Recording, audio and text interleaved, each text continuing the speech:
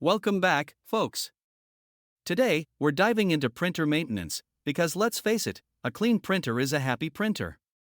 Here are some quick steps to keep yours in top shape. First up, grab some cotton balls and alcohol. Gently wipe away any ink and grime that's accumulated over time. You'll want to pay special attention to the nooks and crannies. Oh, and pro tip, the back panel is your friend. It's usually held in place by just 2 screws. Pop those out, and you've got easy access to the inner workings. Once you've tackled the gunk, it's time to deal with the dust.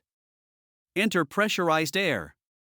A few bursts in those hard-to-reach spots should do the trick. Now, for any lingering dust bunnies, a vacuum cleaner works wonders.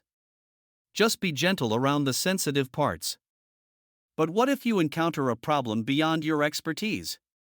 That's where the repair shop comes in. Don't hesitate to reach out to the professionals if you're unsure or if the issue seems too daunting.